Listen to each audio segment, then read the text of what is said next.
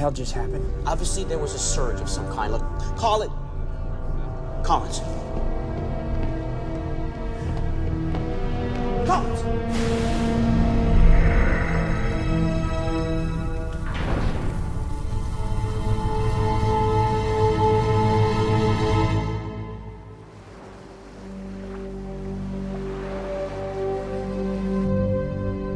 Officially, my report will indicate Dr. Collins died due to radiation exposure, causing severe burns to well over 90% of his body. But it was more than that? Aye, much more. To be honest, I have no idea what sort of radiation it was. I've never seen or heard of cellular decay this massive, not when exposure only lasted mere seconds. Collins' next of kin have been notified. Good. What went wrong? We're still analyzing data from the test. All we know for certain was there was a massive power surge, which in turn caused the containment field to expand asymmetrically in the direction of the command access tube. As to why... How about human error? Excuse me? Now, according to your report, during the test, Dr. Collins made an adjustment to the containment field. Isn't it possible that he triggered the surge himself? Are you looking for a scapegoat, Colonel? Not at all, Doctor. I'm admittedly looking for a rationale that would allow Dr. McKay to continue his very important work. Is there something wrong with that? No. Collins knew the system just as well as any of us. He wouldn't have made that kind of mistake. Everything was going well. Everyone did their job. Then what? I don't know. In terms of physics, it shouldn't have happened. We're still analyzing the data from the accident. It's going to take time. What I do know is the device did what it was supposed to do. No, Rodney, it didn't. Well, apart from the obvious containment issues. It overloaded and you couldn't stop it. But we won't know for sure until we go back down there and try again. Try again? Are you serious? Yes.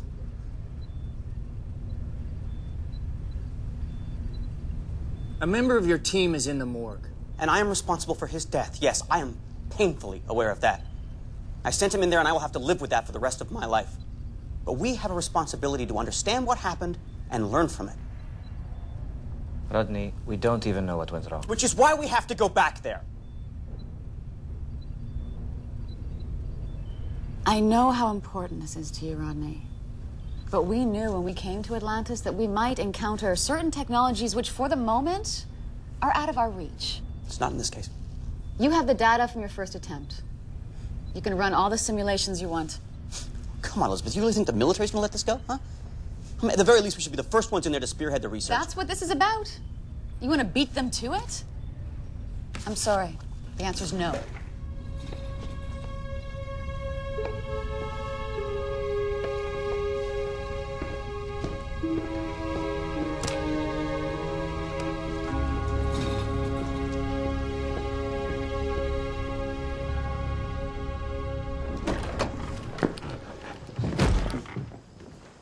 I'm not tired. Why do we leave?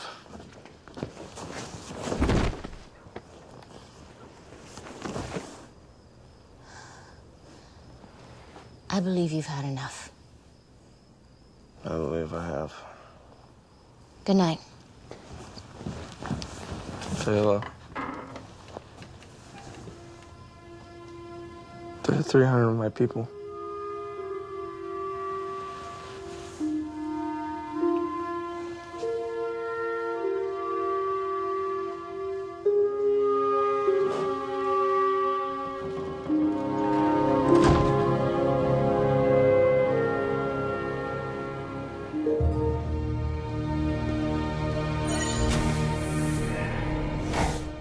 Harry K. Dalian. Who? He was a scientist, worked on the Manhattan Project at Los Alamos. He's only 26 years old.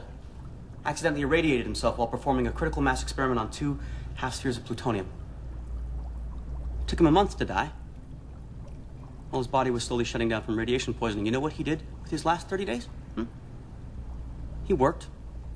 He tried until his last breath to understand what had happened to him so that others could learn from the tragedy. So that his work, his death, wouldn't be rendered meaningless. Now, have you considered what would have happened if they just shut the project down after that? This is different. Is it? Colin's death is a pointless waste of life unless something comes of this, and I am not sure that I can... I think I know what happened. Let's hear it. No, can I come in? No. The ancients had it wrong. Our mistake was using their equations. Look, I just did the calculations again myself. I did them 3 times just to be sure, and I am positive the problem is in the automatic containment protocols. Okay, what's your fix? I'm proposing that we adjust the field strength manually. You saw how fast it spiked on you. So we don't operate the generator at anywhere near its potential. Look, there's no need to be greedy. Even operating at 50%, it'll still generate the power of a dozen ZPMs. How come the ancients didn't figure this out? Maybe they were caught up in the heat of battle. Maybe they thought they needed as much power as they could get. Maybe they weren't smart enough. And you are. No, I didn't say that. But I have the benefit of hindsight. They didn't. Look, this is big. This is the wheel, the light bulb, the hot dog big. Best case scenario. I win a Nobel Prize. Worst case scenario. We tear a hole in the fabric of the universe, which is much less likely to happen than the Nobel Prize. I mean, look, the risks are nothing compared to the potential benefits. Elizabeth will listen to you. I have never asked this of you before, but I think I've earned it. Trust me. I've already made this decision, John. If Dr. McKay says he solved the problem, I don't see why we don't give another shot. Isn't the Daedalus about ready to head back to Earth? Yes, we are.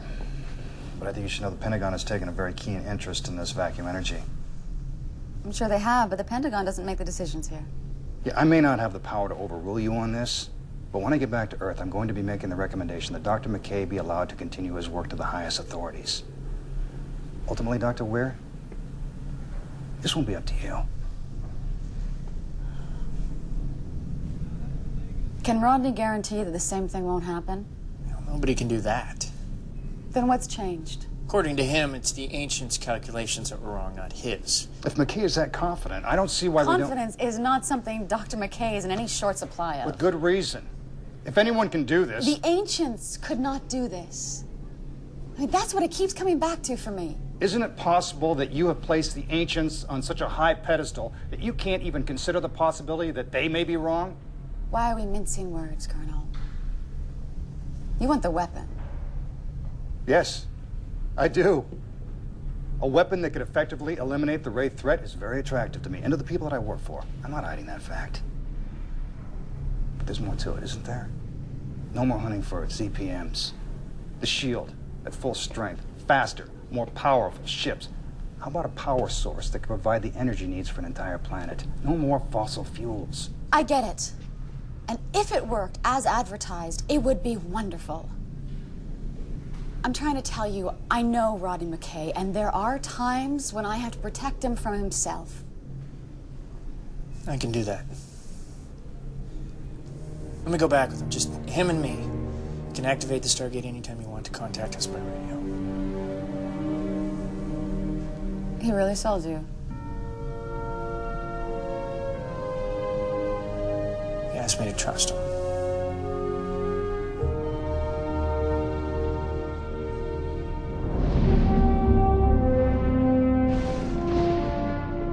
I appreciate your support, Colonel, but don't worry. I try to make it a habit not to make the same mistake twice. That was a joke, right? No. I offer you my personal assurance that a surge like the one that happened before is inconceivable. I'm gonna run some power-up simulations first. How about I carry out my plan and you keep the hot coffee coming? Said joking again, right? Oh, where were we?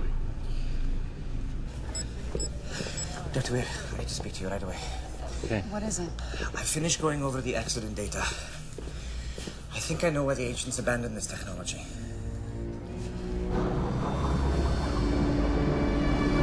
Colonel Shepard, this is Atlantis. Go ahead. Is Dr. McKay with you? Of course I am, but we're a little busy getting ready to run a test here. Actually, I would like you to delay the test firing. Why? We have reason to believe that the weapon's power source, it may not be controllable at any power level. Radek? Rodney? Okay, we have been over this. I am doing this manually at half power. It's a cakewalk. I don't think it matters how